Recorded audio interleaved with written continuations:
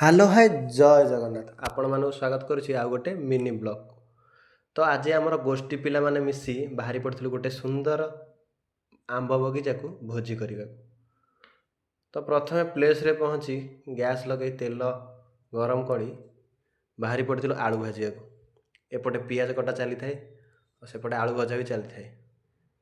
ତ ଆଳୁ ଭାଜି ସାରିଲା ପରେ ପୁଣି ଟପ୍ରେ ଏପଟେ ପାଣି ଗରମ କରି ଭାତ ବସାଇ ଦେଇଥିଲୁ। ଏପଟେ ଭାତ ହେଇ ଆସିଥିଲା ତ ତାକୁ ଝୁଡ଼ିକୁ କାଢ଼ି ଦେଇଥିଲୁ। ତ ଆଜିର ବ୍ଲଗ୍ଟି ବହୁତ ସ୍ପେଶାଲ୍ ହେବାକୁ ଅଛି, ତ ଲାଷ୍ଟ ପର୍ଯ୍ୟନ୍ତ ଦେଖନ୍ତୁ। ତ ଏପଟେ ଭାତ ହେଇ ଆସିଛି, ତ ପୁଣି ଏପଟେ ତେଲ ଗରମ କରି ସେଥିକୁ ଚିକେନ୍ ଦେଇଥିଲୁ ଚିକେନ୍ ତରକାରୀ ପାଇଁ। ତ ପ୍ରଥମେ କିଏ ମସଲା କରି ଚିକେନ୍ ପକାଏ, କିନ୍ତୁ ଆମର ଅଲଗା ଷ୍ଟାଇଲ୍ ମେଥଡ଼ରେ ପ୍ରଥମେ ଚିକେନ୍କୁ ଭାଜି ତା ଉପରେ ମସଲା ପକାଇ ତରକାରୀ କରିବାର ପ୍ରୋସେସ୍ରେ ଲାଗି ପଡ଼ିଥିଲୁ। ତ ଏବେ ଚିକେନ୍ ଭଜା ହେଇସାରିଲା ପରେ ତାପରେ ପଡ଼ିଯାଇଥିଲା ପିଆଜକୁ କିଛି ସମୟ ଭାଜି ସାରିଲା ପରେ ଅଦା ରସୁଣ ପେଷ୍ଟ, ଏମିତି ପ୍ରୋସେସ୍ରେ ଚିକେନ୍ଟି ଚାଲିଥାଏ। ତ ଜାଗାଟି ଏତେ ସୁନ୍ଦର ହୋଇଥିଲା କି ତ ଖରା 45 ଡିଗ୍ରୀ ଥିଲେ ମଧ୍ୟ ଏଠିକି ମାନେ କିଛି ବି ଜଣାପଡ଼ୁନଥାଏ। ତ ଏପଟେ ଚିକେନ୍ ଆମର ସାର୍ ବନାଉଥାନ୍ତି ପୁରା ପ୍ରୋସେସ୍ରେ ତାଙ୍କର। ତ ଚିକେନ୍ଟି କଲର୍ ହେବା ସେଥିରେ କାଶ୍ମୀରୀ ଲଙ୍କାଗୁଣ୍ଡ ପଡ଼ୁଥିଲା।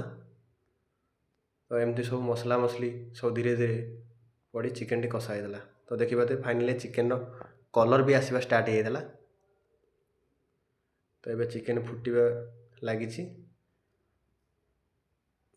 ତାପରେ ପଡ଼ିଯାଇଥିଲା ଆମର କଟା ହେଇଥିବା ଟମାଟୋ କିଛି ସମୟ ଗୋଳେଇ ସାରିଲା ପରେ ତାପରେ ପୁଣି ବାକି ରହିଯାଇଥିବା ମସଲାକୁ ଟିକେ ଟିକେ କରି ପକାଯାଇଥିଲା। ତାପରେ ପାଣି ଦେଇ ଆଉ ଆଳୁ ପକାଇ ଗୋଳେଇ ଛାଡ଼ି ଦେଇଥିଲୁ କିଛି ସମୟ ଫୁଟିବା ପାଇଁ। ତ ଚିକେନ୍ ପ୍ରସ୍ତୁତି ଚାଲିଥିବା ବେଳେ ଏପଟେ ସାଲାଡ଼ କଟା ଚାଲିଥାଏ। ତ କାହିଁକିନା ପାଖାପାଖି ଟାଇମ୍ ଆସି 2ଟା ପାଖାପାଖି ହୋଇଥାଏ, ତ ଭୋକ ଜୋରସୋର ହେଉଥାଏ। ତ ଆମର ଗୋଟେ ରୋଷେଇର ସିକ୍ରେଟ୍ ହେଉଛି ଗୋଟେ ଆମର ହୋମ୍ମେଡ଼୍ ଗରମ ମସଲା, ଯେଉଁଟା ଚିକେନ୍ର ଲାଷ୍ଟକୁ ପଡ଼ିଥାଏ। ତ ହୋମ୍ମେଡ଼୍ ଚିକେନ୍ ମସଲା ପଡ଼ି ଗରମ ମସଲା ପଡ଼ି ସାରି ତାପରେ ଆଉ ଗୋଟେ ଆମର ପ୍ୟାକେଟ୍ ଗରମ ମସଲା ଆଉ ଧନିଆ ପତ୍ର ପକାଇ ଚିକେନ୍କୁ ରେଡ଼ି କରିଦେଇଥିଲୁ। ତ ଦେଖିବା ଚିକେନ୍ର ଫାଇନାଲ୍ ଲୁକ୍ଟା ପୁରା ମସ୍ତ ଦେଖାହେଉଛି। ମସ୍ତ ଦେଖାଯାଉଥିବା ସହିତ ମସ୍ତ ବି ଲାଗୁଥିଲା। ଏପଟେ ସାଲାଡ଼ ପ୍ରିପାରେସନ୍ରେ ଲାଗି ପଡ଼ିଥିଲେ ପିଲାମାନେ।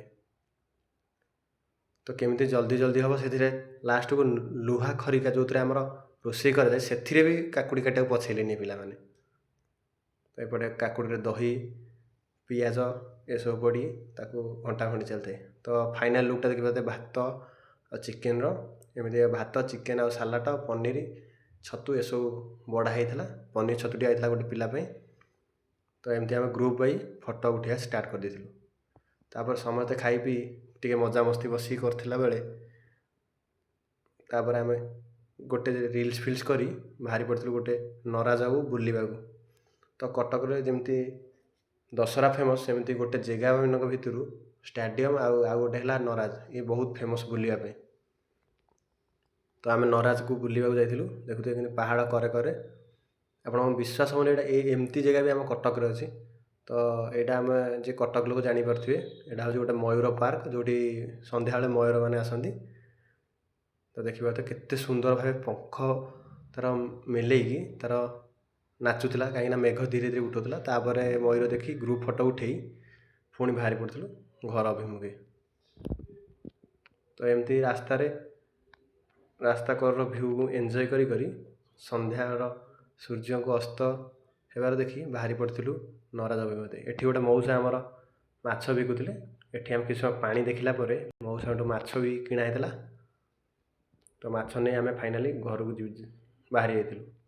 ତ ଆମ ଭିଡ଼ିଓଟି ଆପଣମାନଙ୍କୁ ଯଦି ସତରେ ଭଲ ଲାଗୁଛି ନା, ତ ଲାଇକ୍ ସେୟାର ସବସ୍କ୍ରାଇବ୍ କରିବାକୁ ଜମା ବି ଭୁଲିବେନି। ରହୁଛି, ଜୟ ଜଗନ୍ନାଥ।